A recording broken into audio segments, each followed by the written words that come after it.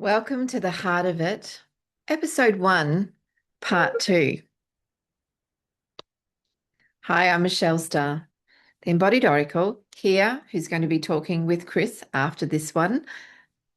And today we're talking about something that every human feels, but most people never talk about, the heart of it. And today, that means self-forgiveness. Not the fluffy kind, not the idea of forgiveness, the kind you feel in your chest, the kind that sits in your bones, the kind that changes how you relate to yourself and everyone else around you.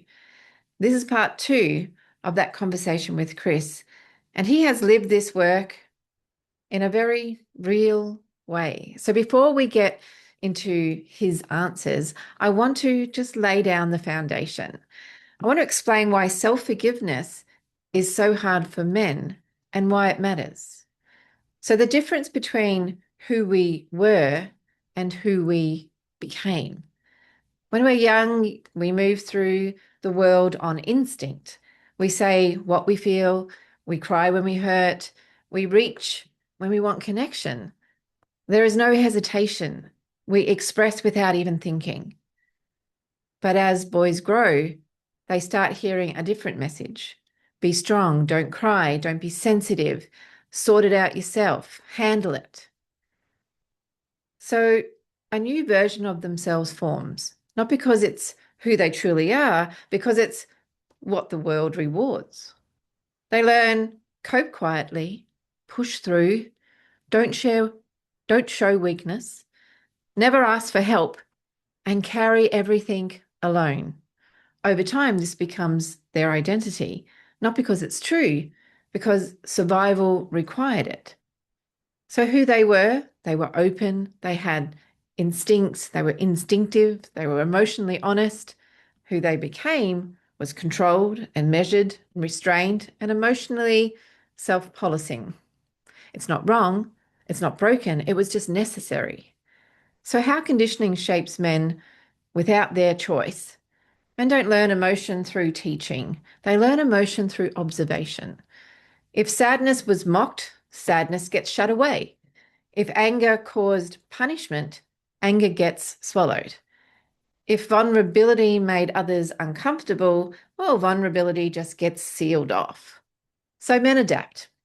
They shut down emotion instead of processing it. They solve problems instead of feeling them. They distance when overwhelmed. They work harder instead of breaking open. They carry responsibility alone instead of sharing it with others. And these are not personality traits. They are emotional survival strategies. And the most important thing, he did not choose these strategies. They were shaped by his environment, his role models, his family dynamics, the culture he grew up in. He learned to survive, not to express his heart. And the moment that that mask becomes too heavy, for most men, the turning point doesn't sound like, I have emotional conditioning. It shows up much more quietly than that. It shows up like, I don't know how to talk about this, but I feel heavy. Something's off, but I can't quite name it. I'm surrounded by people, but I feel alone.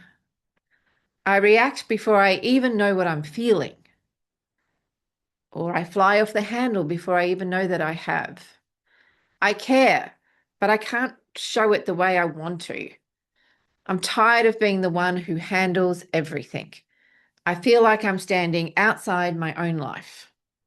This is the moment the mask becomes too heavy, not because it didn't work, because it has done its job. The man who no longer needs protection, he needs connection instead. And at that realization, that tiny crack in the armor, that is the doorway into self-forgiveness. Because self-forgiveness begins the moment a man realizes, I became who I needed to be to survive, and I don't have to stay there. In other words, I did what I had to do, and I don't have to do it anymore because you have a choice. So now I'm going to bring Chris into this conversation in the following video because he's lived both sides of this. who he was, who he became to survive, and who he is now choosing to be. So let's go into the questions.